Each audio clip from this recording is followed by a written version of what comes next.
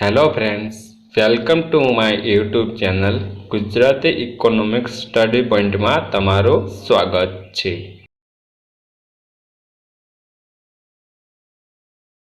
આજે આપણે અર્થશાસ્ત્રમાં સમગ્રલક્ષી અર્થશાસ્ત્ર વિશે ચર્ચા કરીશું। તેમાં પ્રથમ ટોપિક છે રાષ્ટ્રીય આવક। રાષ્ટ્રીય આવકની પ્રસ્તાવના, રાષ્ટ્રીય આવકની વ્યાખ્યા, રાષ્ટ્રીય આવકના વિવિધ ખ્યાલો વિશે આપણે આ વિડીયોમાં ચર્ચા કરીશું। સૌપ્રથમ જોઈએ આપણે રાષ્ટ્રીય આવકની પ્રસ્તાવના। રાષ્ટ્રીય આવક એ દેશની આર્થિક વિકાસની સ્થિતિ માળખું એ બેરોમીટર તરીકે ઓળખવામાં આવે છે। રાષ્ટ્રીય આવક એ દેશની આર્થિક સ્થિતિમાં માળખાનું બેરોમીટર છે। એટલે કે રાષ્ટ્રીય આવક એ સિદ્ધાંત અને અભિગમ સતત પરિવર્તન આવ્યા છે। રાષ્ટ્રીય આવક માપન અને હિસાબોની વિવિધ પદ્ધતિ વિકસી છે, તે અંગે આપણે રાષ્ટ્રીય આવકની વ્યાખ્યામાં સમજીશું। રાષ્ટ્રીય આવકની વ્યાખ્યાઓ જે પ્રથમ આપી છે પ્રોફેસર માર્શલના શબ્દોમાં, એટલે કે પ્રોફેસર માર્શલે આપેલી વ્યાખ્યા વિશે આપણે સમજૂતી મેળવીએ। પ્રોફેસર માર્શલ એમ કહે છે કે દેશમાં ઉત્પન્ન થયેલી શ્રમ અને મૂડીના સાધનો ભૂમિના સહયોગ કામ કરી વર્ષ દરમિયાન સેવાઓ સહિત ભૌતિક અને અભૌતિક ચીજ વસ્તુઓનો જે ચોક્કસ જથ્થો પેદા કરે છે તે દેશની રાષ્ટ્રીય આવક કહેવામાં આવે છે। પ્રોફેસર માર્શલ એમ કહે છે કે દેશમાં ઉત્પન્ન થયેલી શ્રમ અને મૂડીના સાધનો ભૂમિના સહયોગથી કામ કરી વર્ષ દરમિયાન જે સેવાઓ સહિત ભૌતિક અને અભૌતિક ચીજવસ્તુનું ઉત્પાદન ચોક્કસ જથ્થો પેદા કરે છે તેને દેશની એટલે કે ચોખ્ખી રાષ્ટ્રીય આવક કહેવામાં આવે છે। હવે આપણે જોઈએ સેમ્યુએલ્સનની વ્યાખ્યા।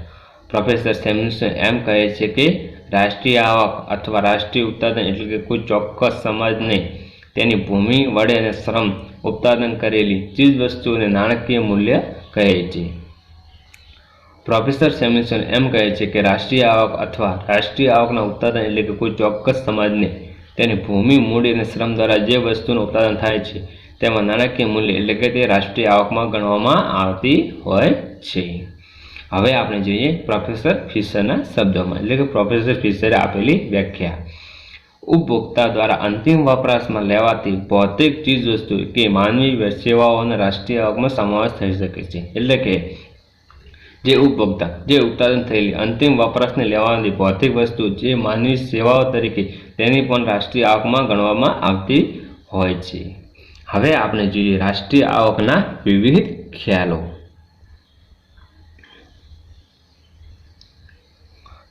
રાષ્ટ્રીય આવકના વિવિધ ખ્યાલો। રાષ્ટ્રીય આવક એ સાચી રીતે સમજવા માટે વિવિધ ખ્યાલો સમજવા આવશ્યક છે।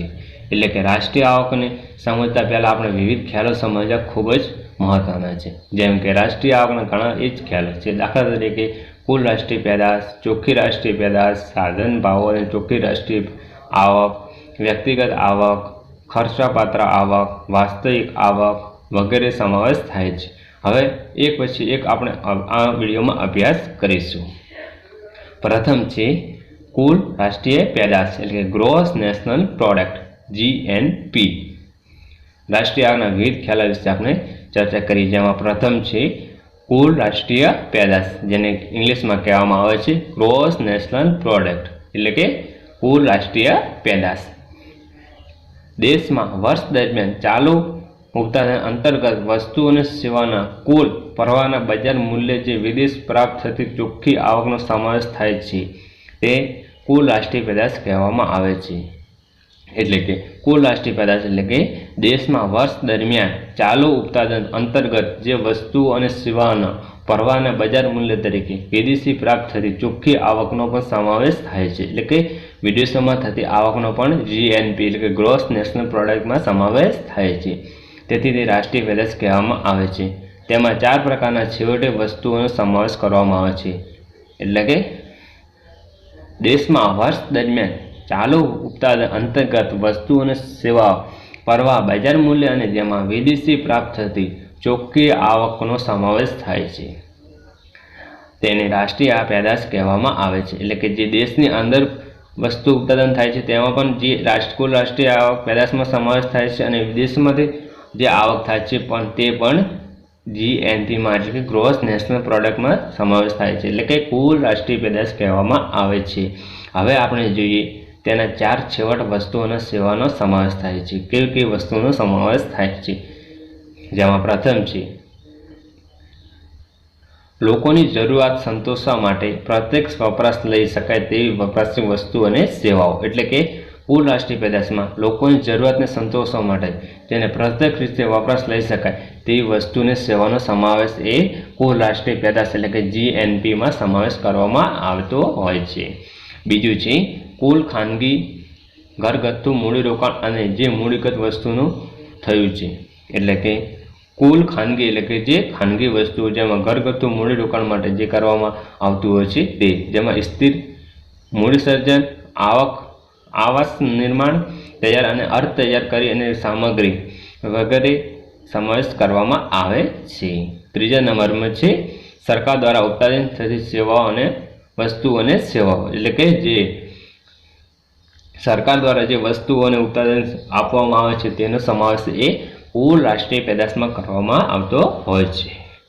ચોથા નંબરમાં છે નિકાસમાં થયેલી ચોખ્ખી કમાણીને જે વસ્તુઓ સેવાનો આયાત નિકાસ મૂલ્ય તફાવત દ્વારા મેળવવામાં આવે છે તેને વિદેશ પ્રાપ્ત થયેલી ચોખ્ખી આવક ગણવામાં આવે છે। એટલે કે નિકાસોમાં થયેલી જે ચોખ્ખી કમાણી વસ્તુઓ અને સેવાઓ આયાત નિકાસ અને મૂલ્ય દ્વારા તફાવત મેળવવામાં આવે છે જેમાં વિદેશમાં પ્રાપ્ત થયેલી ચોખ્ખી આવક ગણવામાં આવે છે। એટલે કે ભારતમાંથી જે નિકાસ વસ્તુ કરવામાં આવે છે તેમજ જે આવક પ્રાપ્ત થાય છે તેને પણ કુલ રાષ્ટ્રીય પેદાશમાં ગણવામાં આવે છે। કુલ રાષ્ટ્રીય પેદાશના અભિગમ કેટલીક અગત્યની બાબતો ધ્યાનમાં લેવામાં આવતી હોય છે। એટલે કે કુલ કેટલીક બાબતો તેને ધ્યાનમાં રાખવામાં આવતી હોય છે તેના વિશે આપણે ચર્ચા કરીએ। કુલ રાષ્ટ્રીય પેદાશ વિશે સમજાવવામાં આવે છે તે પ્રમાણે દેશમાં વર્ષ દરમિયાન કુલ ઉત્પાદન અંતર્ગત વસ્તુ અને સેવાઓનો પ્રવાહ જે બજાર મૂલ્ય કે જેમાં વિદેશી પ્રાપ્ત થતી ચોખ્ખી આવકનો સમાવેશ થાય છે એટલે કે રાષ્ટ્રીય આવક કહેવામાં આવે છે। તેમાં કઈ કઈ બાબતો સમાવેશ થાય છે તેને આપણે 4 બાબતો વિશે ચર્ચા કરીએ। હવે આપણે તેની કેટલીક ધ્યાનમાં લેવાની બાબતો વિશે ચર્ચા કરીએ। તેમાં પ્રથમ છે રાષ્ટ્રીય પેદાશ એ રાષ્ટ્રીય પેદાશ એ નાણાકીય સંદર્ભે રજૂ કરવામાં આવે છે। એટલે કે જે રાષ્ટ્રીય આવક છે એ નાણાકીય સંદર્ભે રજૂ કરવામાં આવે છે। આ માટે દેશના એક વર્ષ દરમિયાન ઉત્પન્ન થયેલી બધી ચીજ વસ્તુ સેવાઓ અને વર્તમાન બજાર કિંમત દ્વારા નાણાકીય મૂલ્ય કાઢીને બધાનો સરવાળો કરી રાષ્ટ્રીય આવક પ્રાપ્ત થાય છે। એટલે કે રાષ્ટ્રીય આવકમાં નાણાકીય સંદર્ભ એટલે કે નાણાંના સ્વરૂપમાં રજૂ કરવામાં આવે છે। આ માટે દેશને વર્ષ દરમિયાન એટલે કે દેશમાં જે ઉત્પન્ન થયેલી વસ્તુઓ અને સેવાઓ વર્તમાન બજાર કિંમત એટલે કે ચાલુ ભાવ કિંમત એ નાણાંના મૂલ્યમાં કાઢી અને તેનો સરવાળો એ કુલ રાષ્ટ્રીય પેદાશમાં પ્રાપ્ત કરવામાં આવે છે। એટલે કે જે દેશમાં ચાલુ વર્ષમાં જે સેવાઓ અને વસ્તુનું ઉત્પાદન થયું હોય છે તેના નાણાકીય વર્ષને ધ્યાનમાં રાખીને તેનો સરવાળો કરી અને તે રાષ્ટ્રીય આવકમાં પ્રાપ્ત કરવામાં આવે છે। પરંતુ આ રીતે ગણતરી કરવામાં આવે તો ભાવોમાં વધઘટ થવાથી રાષ્ટ્રીય આવકમાં વધઘટ થાય છે। પરંતુ આ રીતે કરવાથી જો આ રીતે કરવામાં આવે તો દેશમાં અનેક રીતે ભાવ વધઘટ થતા હોય છે તેથી તે રાષ્ટ્રીય આવકમાં પણ વધઘટ થાય છે જે વાસ્તવિક હોતી નથી એટલે કે તે સાચી હોતી નથી। આથી જ કોઈ સ્થિર વર્ષને પોતાના પાયાના વર્ષ તરીકે એટલે સંદર્ભે લઈ રાષ્ટ્રીય આવકની ગણતરી કરવામાં આવે છે। એટલે કે નાણાકીય વર્ષને ધ્યાનમાં રાખી અને તેને રાષ્ટ્રીય એટલે કુલ રાષ્ટ્રીય પેદાશની ગણતરી કરવામાં આવે છે। એટલે કે નાણાકીય વર્ષ હાલમાં આપણે 2018 ને 19ને નાણાકીય વર્ષ તરીકે જાહેર કરવામાં આવ્યું છે જેમાં કોઈ પણ મહામારી કે કોઈ યુદ્ધ કે જેવી ન હોય તેને નાણાકીય વર્ષ તરીકે પસંદ કરવામાં આવતો હોય છે। એટલે કે તે વર્ષને કુલ રાષ્ટ્રીય આવક એટલે જેમાં નાણાકીય વર્ષ તરીકે રજૂ કરવામાં આવતો હોય છે। હવે આપણે જોઈએ ધ્યાનમાં રાખવાની બાબત નંબર 2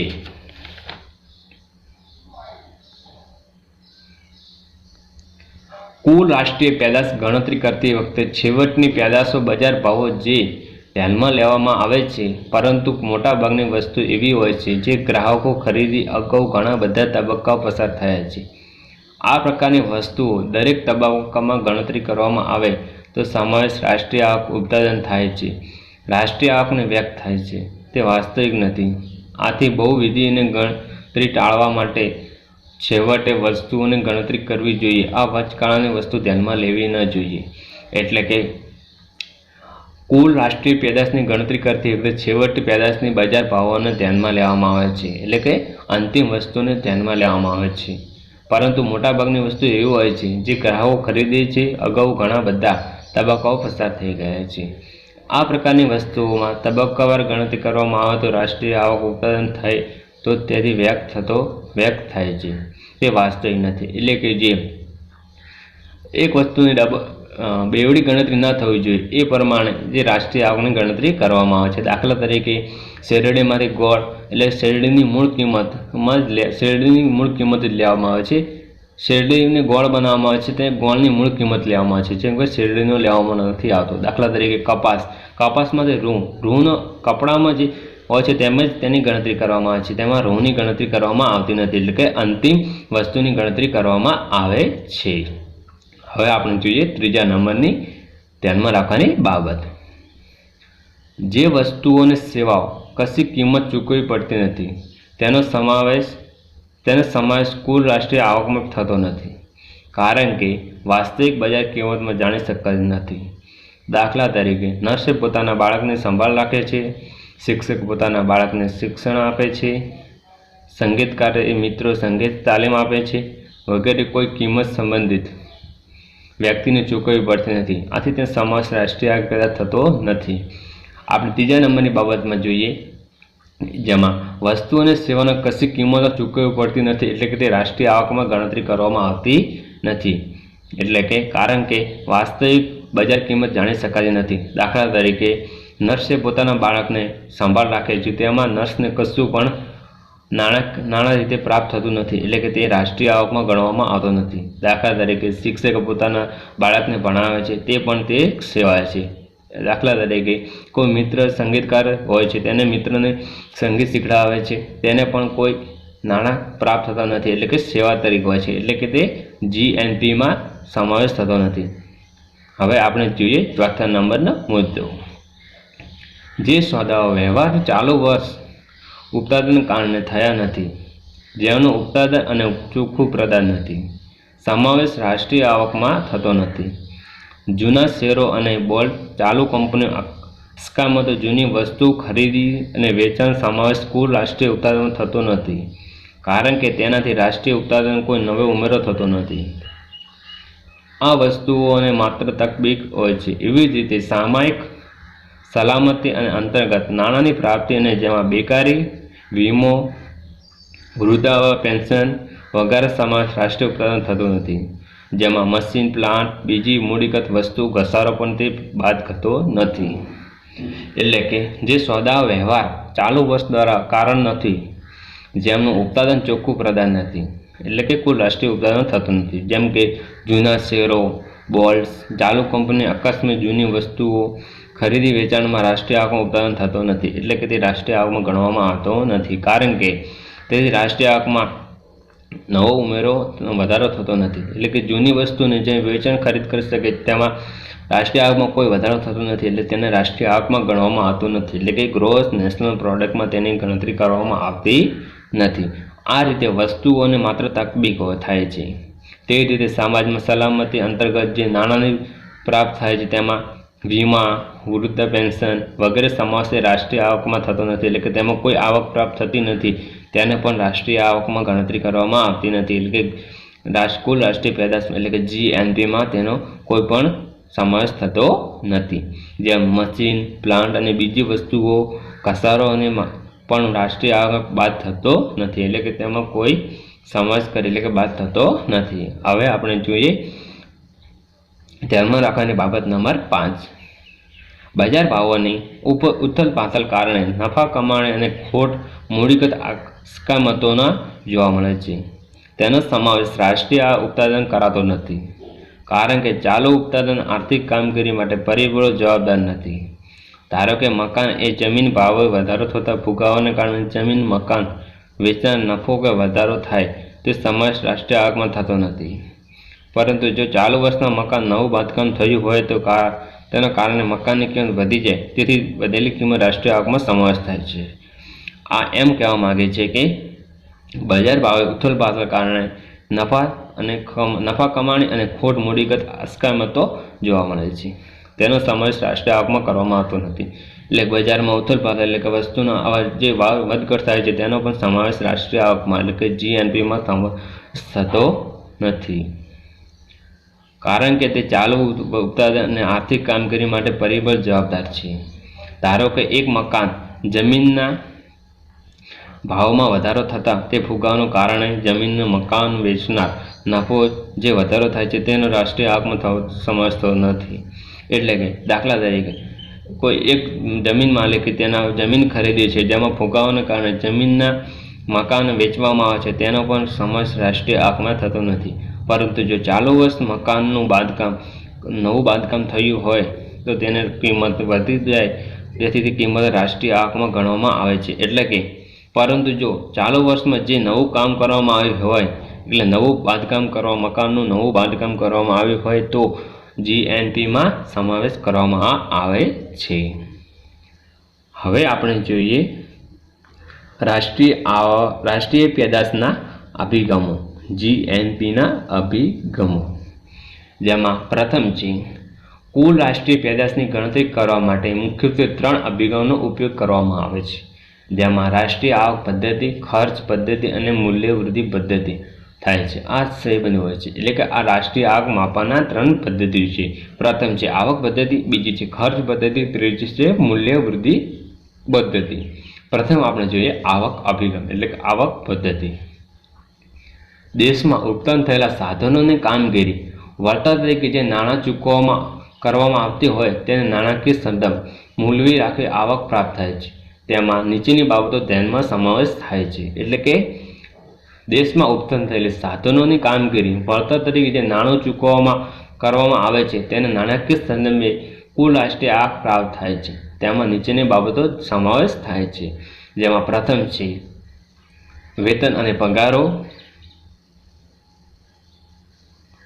બીજું છે ભાડું, ત્રીજું છે વ્યાજ, ત્રીજું છે ડિવિડન્ડ, ચોથું છે વેચાણ અને વિનિમય કોઓપરેટિવ નફો. પ્રથમ આપણે જોઈએ વેતન અને પગારો. શ્રમિકો અને સાહસિકો દ્વારા જે ઉત્પાદન કામગીરી કરવામાં આવે છે તેના વળતર તરીકે પગાર ચૂકવવામાં થાય છે તેનો સમાવેશ રાષ્ટ્રીય આવક પેદાશ થાય છે. એટલે કે ઓવરટાઈમ, કમિશન, પ્રોવિડન્ટ ફંડ, વીમો તથા અન્ય તમામ પ્રાપ્તિના થાપણો ફાળો સમાવેશ થાય છે. વેતન અને પગારો એટલે કે આવક પદ્ધતિ અભિગમમાં શ્રમિકો જે સાહસો જે ઉત્પાદન કામગીરી કરવામાં આવે છે એટલે કે જે ઉત્પાદન કરવામાં આવે છે તેને વળતર તરીકે તેના પગારો ચૂકવવામાં આવે છે તેનો સમાવેશ રાષ્ટ્રીય આવકમાં કરવામાં આવતો હોય છે. એટલે કે જે શ્રમિકો જેને ઉત્પાદન તરીકે કામગીરી કરે છે તેને પગાર જે ચૂકવવામાં આવે છે તેનો રાષ્ટ્રીય આવકમાં ગણવામાં આવતો હોય છે. તેમાં ઓવરટાઈમ, કમિશન, પ્રોવિડન્ટ ફંડ, વીમા અને તથા અન્ય પ્રાપ્તિના તેમાં પણ થાપણો સમાવેશ થાય છે. જેમાં કે ઉત્પાદનમાં જેમ કે ઓવરટાઈમ એટલે કે વધારે પડતો ટાઈમ કરે છે, કમિશન, પ્રોવિડન્ટ ફંડ, વીમા જેવા તમામ પ્રાપ્તિના થાપણોનો સમાવેશ એ જીએનપીના અભિગમોમાં થાય છે. હવે આપણે જોઈએ ભાડું. કુલ ભાડાઓ જમીન, દુકાન, મકાન, ફેક્ટરી વગેરે જે સમાવેશ થાય છે આ બધું માલિકીનું હોય તો પણ તે ભાડા અંદાજ કાઢી તેનો સમાવેશ રાષ્ટ્રીય આવકમાં કરવામાં આવે છે. એટલે કે કુલ ભાડાના જમીન, દુકાન, મકાન, ફેક્ટરી ભાડાનો સમાવેશ થાય છે. એટલે કે જે જમીન, મકાન, દુકાન જે ભાડું આવે છે તેનો સમાવેશ એ રાષ્ટ્રીય આવકમાં થાય છે એટલે કે જીએનપીમાં થાય છે.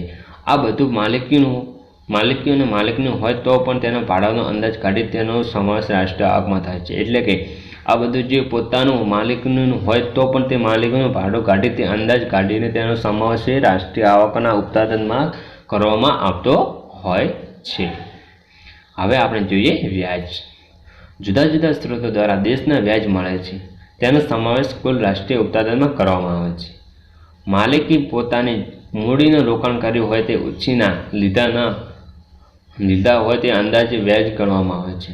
પરંતુ સરકારે જે લોન ઉપર વ્યાજ મેળવ્યું છે તેનો સમાવેશ રાષ્ટ્રીય આવકમાં થતો નથી, કારણ કે તે રાષ્ટ્રીય આવકની તલબી છે. વ્યાજ એ જુદા જુદા સ્ત્રોતો દ્વારા દેશની લોકોને વ્યાજ મેળવે છે તેમાં સમાવેશ રાષ્ટ્રીય આવકના ઉત્પાદનમાં કરવામાં આવે છે. પરંતુ માલિકી પોતાના જે મૂડીના રોકાણકારી હોય તે ઉચ્ચના મૂડી લીધી ન હોય તેવા અંદાજિત વ્યાજ કાઢવામાં આવે છે। પરંતુ સરકાર જે લોન આપે છે તેનો સમાવેશ સરકારે જે લોન આપે છે નાણાંની તેના ઉપર જે વ્યાજ મળે છે તેનો સમાવેશ રાષ્ટ્રીય આવકમાં સમાવેશ કરવામાં આવતો નથી, કારણ કે તે એક તલલી બીજ છે, એટલે કે તે ગણતરી થઈ ચૂકેલી છે। હવે ડિવિડન્ડ એટલે કે શેર ધારકો કંપની દ્વારા જે ડિવિડન્ડ મળે છે તેનો સમાવેશ રાષ્ટ્રીય આવકમાં પેદાશમાં થાય છે, એટલે કે જેમ કે રિલાયન્સ કંપનીના શેર, ટાટા કંપનીના શેર, જેમાં સમાવેશ રાષ્ટ્રીય આવકમાં થતો હોય છે। હવે આપણે વેચાયેલા વિનાનો કોઓપરેટિવ નફો, કંપનીઓ દ્વારા જે નફો પ્રાપ્ત થાય છે તે વેચણી ન થઈ હોય તેનો સમાવેશ જીએનપીમાં થાય છે, એટલે કે કંપની દ્વારા જે નફો પ્રાપ્ત થાય છે જેની વેચણી ન થઈ હોય તો પણ તે સમાવેશ જીએનપીમાં એટલે કે ગ્રોસ નેશનલ પ્રોડક્ટમાં થાય છે। હવે આપણે જોઈએ શ્રમ આવકો। બિન કોઓપરેટિવ ધંધાઓ, સ્વરોજગારી, વ્યક્તિઓ, ભાગીદારો નફાઓનો પણ રાષ્ટ્રીય આવકમાં સમાવેશ થાય છે, એટલે કે બિન કોઓપરેટિવ ધંધાઓ જેમાં કે બિન એટલે કે જે માન્ય હોય તેવા ધંધાઓ, રોજગારી, વ્યક્તિઓ, ભાગીદારો નફાઓ સમાવેશ પણ રાષ્ટ્રીય આવકમાં થાય છે। 7મા નંબરમાં છે સીધા કરવેરા। વ્યક્તિઓ અને કંપનીઓ અન્ય ધંધાકીય એકમો પાસે સીધા કરવેરા લેવામાં આવે તો સમાવેશ જીએનપીમાં થાય છે, એટલે કે વ્યક્તિઓ અને કંપનીઓ પાસે ધંધાકીય એકમના જે સીધા કરવેરા લેવામાં આવે છે તેનો સમાવેશ જીએનપી એટલે કે ગ્રોસ નેશનલ પ્રોડક્ટમાં કરવામાં આવતો હોય છે। આપણે હવે જોઈએ પરોક્ષ વેરા એટલે શું। પરોક્ષ કરવેરા એટલે શું? સરકાર દ્વારા આકબાક જકાત અને આયાત જકાત વેચાણ વેરો જે લેવામાં આવે છે તેનો સમાવેશ રાષ્ટ્રીય આવકમાં થાય છે, એટલે કે સરકાર દ્વારા આકબાકરી જકાત, આયાત જકાત, વેચાણ વગેરે જે સમાવેશ કરવામાં આવે છે તેનો સમાવેશ રાષ્ટ્રીય આવકમાં થાય છે। આ રીતે વસ્તુઓના ભાવોનો સમાવેશ થાય છે, પરંતુ કરવેરાની આવક સરકારની તિજોરીમાં જમા થાય છે। આ આવક ઉત્પાદન સાધનો મળતી નથી, તેથી તેનો સમાવેશ ઉત્પાદનમાં થાય છે, એટલે કે જે પરોક્ષ વેરા એટલે કે જે આવકવેરા વસ્તુનો સમાવેશ થાય છે, પરંતુ જે કરવેરા આવકની સરકારીમાં તિજોરીમાં જમા થાય છે, એટલે કે જે કરવેરાની આવક પ્રાપ્ત થાય છે તે સરકારની તિજોરીમાં જમા થાય છે, તેને આવક ઉત્પાદન સાધન મળતો નથી, આથી તે સમાવેશ કુલ ઉત્પાદનમાં થાય છે। હવે આપણે જોઈએ ઘસારો।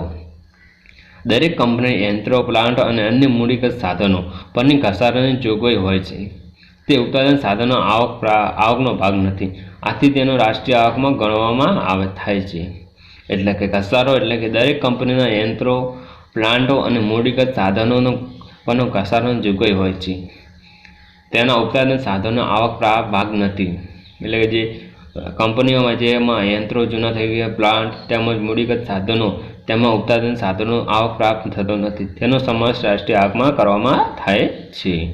હવે આપણે જોઈએ વિદેશમાં મળતી ચોખ્ખી આવક। વિદેશમાં મળતી ચોખ્ખી આવક એટલે કે વસ્તુ અને સેવાઓના કુલ આયાત અને નિકાસ વચ્ચે જે તફાવત છે, આ તફાવત વિધાયક સકારાત્મક હોય તો જીએનપીમાં ઉમેરો થાય છે અને નકારાત્મક હોય તો તે બાદ કરવામાં આવે છે, એટલે કે વિદેશોમાંથી ચોખ્ખી આવક એટલે કે જે વસ્તુ અને સેવાઓમાં જે આયાત કરવામાં આવે છે તેનો સમાવેશ કરવામાં આવે છે, એટલે કે તે વચ્ચેનો તફાવત। આ તફાવત સકારાત્મક એટલે કે હકારાત્મક હોય તો તેનો સમાવેશ કરવામાં આવે છે, જો નકારાત્મક હોય તો તેને બાદ કરવામાં આવે છે। આમ ગ્રોસ નેશનલ પ્રોડક્ટ પદ્ધતિ પ્રમાણે વેતનનો ભાડું, વ્યાજ, ડિવિડન્ડ અને વેચણીના કોઓપરેટિવ નફો, મિશ્ર આવક, સીધા આડતરી વેરા અને ઘસારો વિદેશી ચોખ્ખી આવકના સરવાળો કરવાથી કુલ રાષ્ટ્રીય પેદાશ પ્રાપ્ત થાય છે, એટલે કે વિદેશમાં મળતી ચોખ્ખી આવકને જીએનપી આવક પદ્ધતિ પ્રમાણે વેતન, ભાડું, વ્યાજ અને ડિવિડન્ડ પણ વેચણી કોઓપરેટિવ નફો મિશ્ર આવક સીધો હોય છે। આમ ઘસારો અને વિદેશી ચોખ્ખી આવકના બધા સરવાળો કરવાથી રાષ્ટ્રીય આવક પેદાશ થાય છે। હવે જોઈએ આપણે ખર્ચ અભિગમ। દેશમાં એક વર્ષ દરમિયાન વસ્તુઓ અને સેવા માટે જે ખર્ચ કરવામાં આવે છે તેને કુલ ખર્ચ સરવાળો નીચેની બાબતો સમાવેશ થાય છે. એટલે કે ખર્ચ અભિગમમાં દેશમાં વર્ષ દરમિયાન વસ્તુઓ અને સેવા માટે જે ખર્ચ કરવામાં આવે છે તેનો સરવાળો નીચેની બાબતોનો સમાવેશ થાય છે. પ્રથમ છે ખાનગી વપરાશી ખર્ચ. ખાનગી વપરાશી ખર્ચ વિશે આપણે માહિતી મેળવીએ. દેશમાં તમામ લોકો દ્વારા જે વ્યક્તિગત વપરાશને ચોખ્ખો એક વર્ષમાં થાય છે તેનો સમાવેશ થાય છે. એટલે કે દેશમાં તમામ લોકોને જે કુલ વ્યક્તિગત આવકમાં વર્ષ દરમિયાન જે ઉત્પાદન થાય છે તેનો જીએનપીમાં સમાવેશ થાય છે. તેમાં નાશવંત અને ટકાઉ વપરાશી વસ્તુઓનું શિક્ષણ, આરોગ્ય, કાયદા, ઇજનેરી, વાહન, સંદેશાવ્યવહાર સેવાઓ કરેલી ખર્ચનો પણ સમાવેશ થાય છે. એટલે ખાનગી વપરાશી ખર્ચમાં દેશના તમામ લોકો દ્વારા જે વ્યક્તિગત વપરાશ એક વર્ષ દરમિયાન જે ઉત્પાદન થાય છે તેનો સમાવેશ પણ જીએનપી એટલે ગ્રોસ નેશનલ પ્રોડક્ટમાં કરવામાં આવતો હોય છે. આમ નાશવંત વસ્તુ એટલે કે જે ટકાઉ નથી અને ટકાઉ વસ્તુ જેમાં શિક્ષણ, આરોગ્ય, ખાનગી વપરાશ વિશે આપણે આરોગ્ય, કાયદા અને ઇજનેરી, વાહનો, સંદેશાવ્યવહાર વગેરે સેવાઓમાં ખર્ચ સમાવેશ થતો હોય છે. એટલે કે જીએનપીનો સમાવેશ કરવામાં આવે છે. હવે આપણે જોઈએ કુલ ઘરેલું ખાનગી મૂડી રોકાણ. કુલ ઘરેલું ખાનગી મૂડી રોકાણ એટલે કે તેમાં ખાનગી સાહસો દ્વારા કરવામાં આવેલું નવું મૂડી રોકાણ અને જૂના સાધનોનો પુનઃસ્થાપનાનો ખર્ચનો સમાવેશ થાય છે. જેમાં મકાનો, બાંધકામ, ફેક્ટરીઓ, બિલ્ડરો તેમજ બધા પ્રકારના યંત્રો, ભાગનો પ્લાન્ટ્સ અને મૂડીના સાધનો થયેલી ખર્ચનો સમાવેશ થાય છે. આ ઉપરાંત ઇન્વેન્ટરી થયેલા વધઘટ અને ઉમેરો થાય છે અથવા તે બાદ કરવામાં આવે છે. તેમાં જૂના શેરો, સ્ટોક, ખરીદ વેચાણનો સમાવેશ થતો નથી કારણ કે વાસ્તવિક રોકાણ નથી પરંતુ તે ઘસારા ગણતરી કરવામાં આવે છે. એટલે કે ઘરેલું ઘરગથ્થુ ખાનગી મૂડી રોકાણ એટલે કે તેમાં ખાનગી સાહસો દ્વારા જે નવું રોકાણ કરવામાં આવે અથવા જૂનું સાધનોનો પુનઃસ્થાપના ખર્ચ સમાવેશ થાય છે. તેમાં મકાનો, બાંધકામ, ફેક્ટરી, બિલ્ડર, યંત્રો અને ભાગના પ્લાન્ટો અને તે મૂડીના સાધનોમાં સમાવેશ થાય છે. આ ઉપરાંત ઇન્વેન્ટરી સાધનો તેમજ વધઘટનો ઉમેરો થાય છે અથવા બાદ કરવામાં આવે છે. તેમાં જૂના શેર, સ્ટોક, ખાનગી વેચાણનો સમાવેશ થતો નથી. એટલે કે જૂના શેરો એટલે કે જૂની વસ્તુનો સમાવેશ કરવામાં આવતો નથી કારણ કે તે વાસ્તવિક રોકાણ નથી. તેનું ઘસારા ગણતરી કરવામાં આવે છે. કુલ ઘરગથ્થુ ખાનગી મૂડી રોકાણમાં જૂના શેરો, સ્ટોક અને વેચાણનો સમાવેશ કરવામાં આવતો નથી પણ તે વાસ્તવિક રોકાણ હોવાથી નથી એટલા માટે તેનું કરવામાં આવતું નથી પરંતુ તેને ઘસારા ગણતરી કરવામાં આવે છે. હવે આપણે જોઈએ ચોખ્ખું વિદેશી રોકાણ એટલે કે એફડીઆઈ. તે આયાત અને નિકાસ વચ્ચે તફાવત છે. નિકાસના અધિવેશન સમાવેશ થાય છે. દરેક દેશના આયાત નિકાસ કરે છે. આયાતી વસ્તુ ઉત્પાદન દેશની થયેલી નથી પરંતુ નિકાસની થયેલી વસ્તુઓ દેશની થાય છે.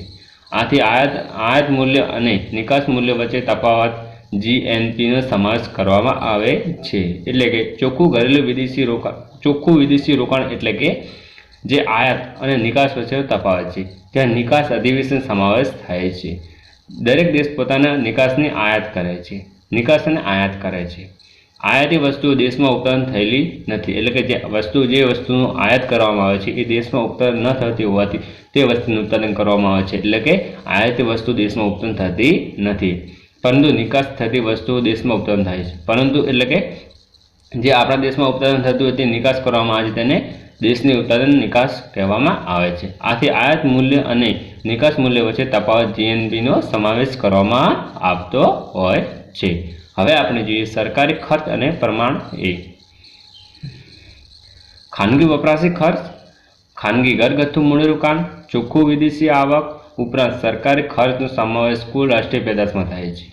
સ્થાનિક સ્વરાજ્ય સંસ્થાઓ કેન્દ્ર દ્વારા અને રાજ્ય સરકાર તેમજ વહીવટી સાધનો અને તેમાં સ્ટેશનરી, પેટ્રોલ, કાર, ફર્નિચર, અન્ય સાધનો, વસ્તુઓ, સેવા માટે જે ખર્ચ કરે છે તેનો સમાવેશ જીએનપીમાં થાય છે.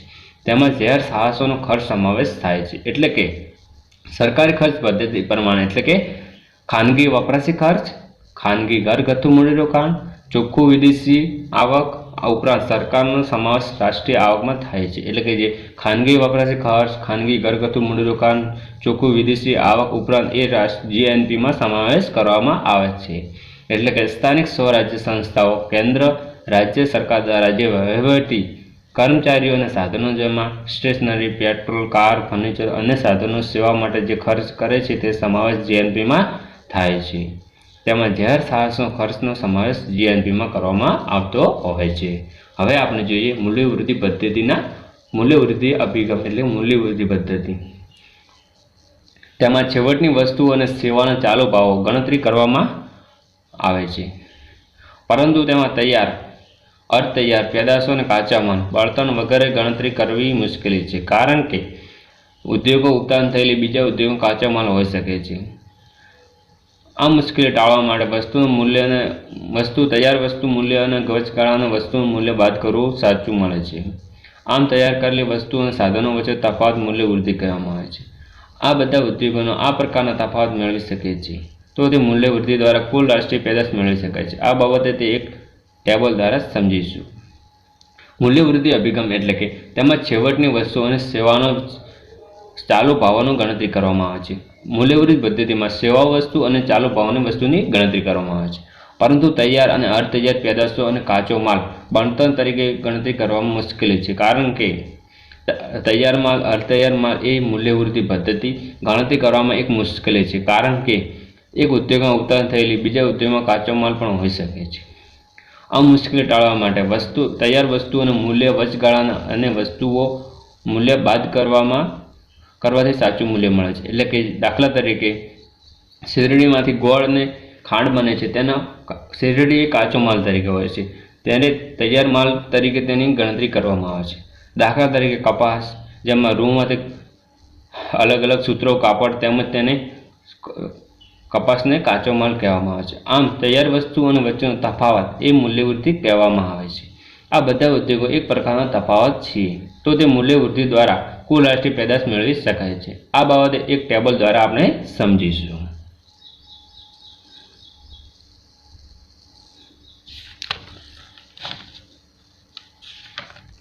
ટેબલ મૂલ્યવૃદ્ધિ પદ્ધતિ દ્વારા જીએનપી એટલે કે જે આર્થિક ટેબલમાં દર્શાવેલો છે આર્થિક ક્ષેત્રો, કુલ ઉત્પાદન, વચગાળાની પેદાશો અને મૂલ્યવૃદ્ધિ પદ્ધતિ। જેમાં આર્થિક વૃદ્ધિ ક્ષેત્રમાં પ્રથમ છે ખેતી, બીજું છે ઉદ્યોગ ક્ષેત્ર, ત્રીજું છે અન્ય અને કુલ છે। જેમાં કુલ ઉત્પાદનમાં 40, ખેતીમાં પ્રથમ છે ખેતી, જેમાં કુલ ઉત્પાદનમાં 40 એકમો છે, વચગાળાના પેદાશોમાં 20 છે અને મૂલ્યવૃદ્ધિ પદ્ધતિમાં 20 છે। જ્યારે ઉદ્યોગ સેવાઓમાં 80 છે, વચગાળામાં 50 છે અને મૂલ્યવૃદ્ધિ પદ્ધતિમાં 30 છે। અન્યમાં કુલ ઉત્પાદનમાં 70 છે, જ્યારે વચગાળાના પેદાશોમાં 30 છે અને મૂલ્યવૃદ્ધિમાં 40 છે। જેમાં કુલ ઉત્પાદનમાં થાય છે 190, વચગાળાના પેદાશોમાં થાય છે 100 અને મૂલ્યવૃદ્ધિ પદ્ધતિમાં થાય છે કુલ 90। આ ટેબલના ઉપરાંત મુખ્ય 3 ક્ષેત્રોમાં ઉત્પાદન માટે સાધનોનો કાચો માલ અને વચગાળાની ખરીદ દર્શાવવામાં આવતી હોય છે। દરેક ક્ષેત્રમાં ઉત્પાદન મૂલ્ય, ખરીદ સાધનો અને તેને બાદ કરવાથી જે સમગ્ર મૂલ્યવૃદ્ધિ પ્રાપ્ત થાય છે, આ પ્રમાણે તે અર્થઘટન 190 કરોડનો કાચો માલ અને સાધનોનો 100 કરોડ। આમ મૂલ્યવૃદ્ધિ પ્રમાણનો રાષ્ટ્રીય પેદાશ 190 + 100 - 90 કરોડનો થાય છે। એટલે કે આમ મૂલ્યવૃદ્ધિ પ્રમાણ કુલ રાષ્ટ્રીય પેદાશમાં 190 - 100 એટલે કે 90 કરોડ રૂપિયા થાય છે। કુલ મૂલ્યવૃદ્ધિ કુલ રાષ્ટ્રીય પેદાશ બરાબર હોય છે, એટલે કે કુલ મૂલ્યવૃદ્ધિ એ કુલ રાષ્ટ્રીય પેદાશ બરાબર હોય છે। આ મૂલ્યવૃદ્ધિ પદ્ધતિમાંથી મોટાભાગની રકમ વેતન, ભાડું, વ્યાજ, નફો અને બાકીની રકમ ઘસારા જાય છે। આ ટેબલ નંબર 2 વિશે આપણે માહિતી મેળવીશું। એટલે કે કુલ મૂલ્યવૃદ્ધિ પદ્ધતિ એ કુલ રાષ્ટ્રીય પેદાશ બરાબર હોય છે। આ સમજી જેવો પ્રશ્ન છે કે કુલ મૂલ્યવૃદ્ધિ પદ્ધતિ એ કુલ રાષ્ટ્રીય પેદાશ બરાબર છે। આ મૂલ્યવૃદ્ધિ પદ્ધતિ મોટાભાગની રકમ વેતન, ભાડું, વ્યાજ, નફો, કરવેરા અને બાકીની રકમ ઘસારા હોય છે। આ બાબતે ટેબલના વ્યક્ત કરી શકાય છે। આપણે ટેબલ નંબર 2 વિશે જોઈશું, જેમાં કુલ રાષ્ટ્રીય પેદાશ એટલે કે જીએનપી, જેમાં ક્રમ આપેલા છે, જેમાં વેતનો અને સંખ્યાઓ. વેતનો, ભાડામાં આવક, ચોખ્ખું વ્યાજ, કંપનીનો નફો, આડતરી વેરા, ઘસારો અને કુલ. પહેલો છે વેતનમાં 55 છે, ભાડામાંથી આવક 6 એકમ છે, ચોખ્ખું વ્યાજ 8% છે, 8 કરોડ રૂપિયા છે, કંપનીનો નફો 12 છે, આડતરી વેરા 5 છે અને ઘસારો 4 છે. એમ કુલ 90 થાય છે. અહીં જોઈ શકાય છે કે અર્થકારણમાં કુલ મૂલ્યવૃદ્ધિ એ કુલ રાષ્ટ્રીય મૂલ્યની જેટલી જ છે. જો તેમાં ઘસારો બાદ કરીએ તો ચોખ્ખી મૂલ્યવૃદ્ધિ મળે નહીં, જેમાં 86 કરોડ છે, જેમાં 90 - 4 એટલે 86 કરોડ આપણે મળે છે.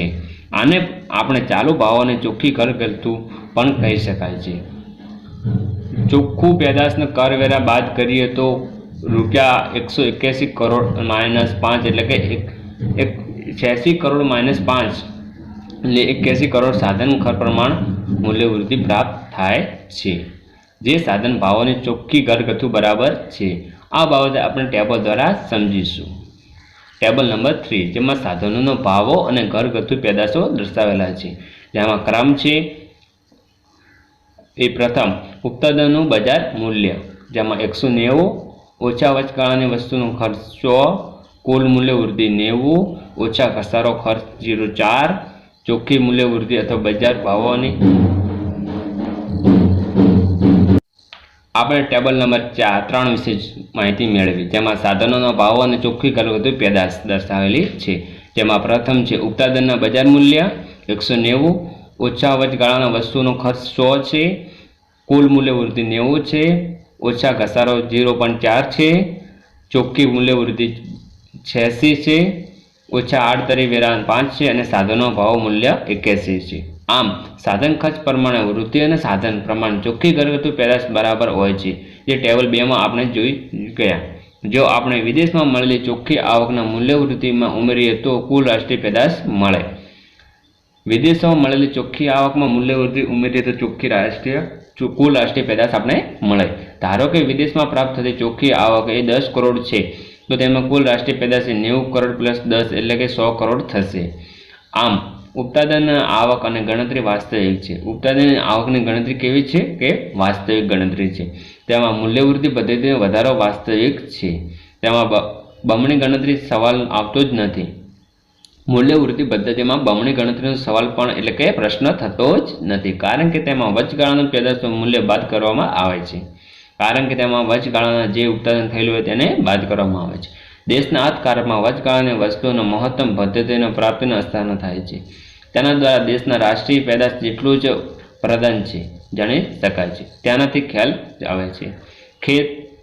ખેતી ઉદ્યોગ અને સેવા ક્ષેત્ર રાષ્ટ્રીય આવકમાં જેટલા પ્રદાન કરે છે તેટલા જ ફેરફાર થાય છે. આમ છતાં આ પદ્ધતિમાં કેટલીક મુશ્કેલીઓ પણ છે. કેટલીક જાહેર સેવાઓ અને જેમાં પોલીસ, લશ્કરી, કાયદા વ્યવસ્થા અને ન્યાયતંત્ર, આરોગ્ય, શિક્ષણ, નાણાકીય મૂલ્ય અને સરદમ ગણતરી કરવી મુશ્કેલી છે. આમ છતાં વીજ મથકો તેમજ વીજળીના વિકલ્પો કેટલાક કમાણી થઈ શકે તેના મૂલ્યવૃદ્ધિ પ્રદાન થયું છે તે જાણવું મુશ્કેલ છે. આ મૂલ્યવૃદ્ધિ પદ્ધતિ છતાં કેટલીક મુશ્કેલીઓ પણ હોય છે, જેમાં કેટલીક જાહેર સેવાઓમાં પોલીસ, લશ્કર, કાયદા વ્યવસ્થા, ન્યાયતંત્ર, આરોગ્ય, શિક્ષણ, નાણાકીય મૂલ્યની ગણતરી કરવી મુશ્કેલી છે. જેમાં વીજ મથકો તેમજ દ્વારા કેટલીક કમાણી થઈ શકે તેમાં મૂલ્ય પ્રદાન થયું છે. આપણે આ જોવાનું પણ મુશ્કેલી હોય છે. હવે આપણે બજાર ભાવોનો કુલ રાષ્ટ્રીય પેદાશ વિશે માહિતી મેળવીએ. એક વર્ષ દરમિયાન આપણે બજાર ભાવોની કુલ રાષ્ટ્રીય વિશે માહિતી. એક વર્ષ દરમિયાન રાષ્ટ્રીય ઉત્પાદન અને તેમાં પ્રવૃત્ત બજાર ભાવો વડે ગુણતી બજાર ભાવોની કુલ રાષ્ટ્રીય પેદાશ અને મૂલ્ય અને વિદેશમાં ચોખ્ખી આવકનો બજાર મળતી કુલ આવક ગણતરી થાય છે. તેમાં તાત્કાલિક ભાવો અને પેદાશો ગણતરી કરવામાં આવતી હોય છે. બજાર ભાવોની કુલ રાષ્ટ્રીય પેદાશ એક વર્ષ દરમિયાન કુલ રાષ્ટ્રીય ઉત્પાદન અને પ્રવર્તમાન બજાર ભાવો વડે ગુણી અને બજાર ભાવોની કુલ રાષ્ટ્રીય પેદાશ અને મૂલ્યવૃદ્ધિ ચોખ્ખી રાષ્ટ્રીય આવક બજાર ભાવોની ગણતરી અને કરવામાં આવે છે, જેમાં તાર્કિક ભાવો અને પેદાશ કરવામાં આવતી હોય છે. સાધનોનો કુલ ખર્ચ અને રાષ્ટ્રીય પેદાશ. દેશમાં વર્ષ દરમિયાન ઉત્પાદનના વિવિધ સાધનો માત્ર આવકનું નાણાકીય મૂલ્ય સાધન ખર્ચ અને રાષ્ટ્રીય પેદાશ તરીકે ઓળખવામાં આવે છે. તેમાં આવક અભિગમ દર્શાવેલા તમામ ટાઈમો સામેલ કરવામાં આવે છે. આડતરી રીતે કરવેરા તેમાંથી બાદ કરવામાં આવે છે, કારણ કે તેમ આડતરી વેરા સમાવેશ ભાવોમાં જ થાય છે. આમ સાધન ખર્ચ અને આધારિત કુલ રાષ્ટ્રીય પેદાશની ગણતરી કરવા માટે બજાર ભાવ રાષ્ટ્રીય પેદાશને આડતરી વેરા બાદ કરી તેને સબસિડી ઉમેરો કરવામાં આવે છે. એટલે કે સાધન ખર્ચ અને કુલ રાષ્ટ્રીય પેદાશ એટલે કે જીએનપીમાં દેશમાં વર્ષ દરમિયાન જે ઉત્પાદન થયેલી વિવિધ સાધનોમાં કરેલું આવકનું નાણાકીય મૂલ્ય સાધન ખર્ચ અને કુલ રાષ્ટ્રીય પેદાશ તરીકે ઓળખવામાં આવે છે. સાધન ખર્ચમાં દેશમાં વર્ષ દરમિયાન જે ઉત્પન્ન થયેલી વિવિધ પ્રાપ્તિના આવકના નાણાકીય મૂલ્યનું સાધનને કુલ રાષ્ટ્રીય પેદાશ તરીકે ઓળખવામાં આવે છે. તેમાં આવક અભિગમ દર્શાવવામાં તમામ ટાઈમો સામેલ કરવામાં આવેલા છે. તેમાં આડતરી વેરા બાદ કરવામાં આવે છે, એટલે કે બીજા વેરાઓ બધા બાદ કરવામાં આવે છે. આમ સાધન આધારિત કુલ રાષ્ટ્રીય પેદાશની ગણતરી કરવા માટે બજાર ભાવની કુલ રાષ્ટ્રીય પેદાશને આડતરી વેરા બાદ કરીએ તો સબસિડી ઉમેરો કરવામાં આવે છે. એટલે કે આડતરી એટલે કે વધારાના કરવેરા બાદ કરતા તેમાં સબસિડી પણ ઉમેરો કરવામાં આવતી હોય છે. હવે આપણે આ વિડીયોમાં આપણે જીએનપી વિશે માહિતી મેળવી, જેમાં રાષ્ટ્રીય આવકની વ્યાખ્યા, રાષ્ટ્રીય આવકના વિવિધ ખ્યાલો, જેમાં કે રાષ્ટ્રીય પેદાશ,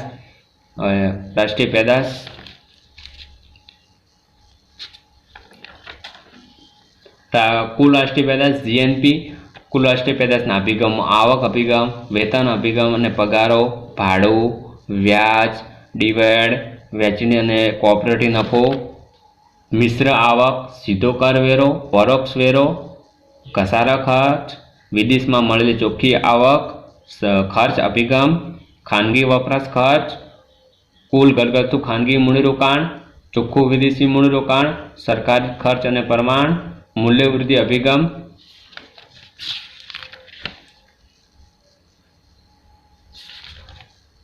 બજાર ભાવે કુલ રાષ્ટ્રીય પેદાશ વિશે, જેમાં સાધન ખર્ચ અને કુલ રાષ્ટ્રીય પેદાશ વિશે માહિતી મેળવી. હવે પછીના વિડીયોમાં આપણે ચોખ્ખી રાષ્ટ્રીય પેદાશ એટલે કે એનએનપી વિશે માહિતી મેળવીશું.